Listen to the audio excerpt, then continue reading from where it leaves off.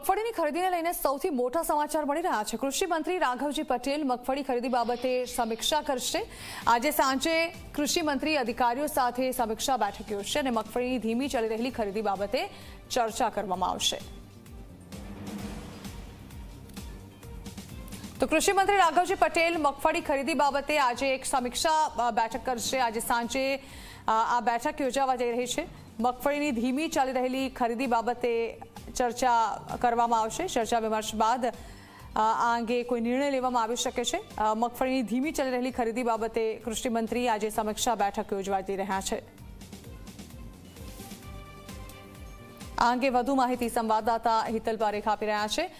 હિતલ, આજે સાંજે એક સમીક્ષા બેઠક કૃષિ મંત્રી દ્વારા મગફળીની ધીમી ચાલી રહેલી ખરીદી મામલે ચર્ચા કરાશે। જાણવા માંગીશું શું સામે આવી રહ્યું છે આ બેઠકને લઈને?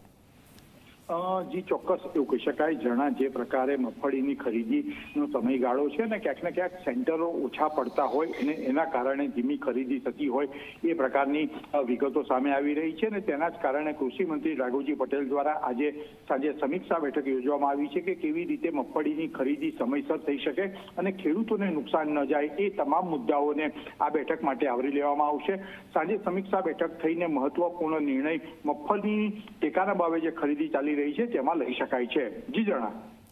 જી બિલકુલ, જોડાયેલા રહેશો હિતલ। તો મગફળીની ધીમી ચાલી રહેલી ખરીદી મુદ્દે જે ફાળવવામાં આવેલા હોવા જોઈએ તે આઉટલેટ્સ ઓછા ફાળવવામાં આવ્યા હોવાની શંકા સેવાઈ રહી છે।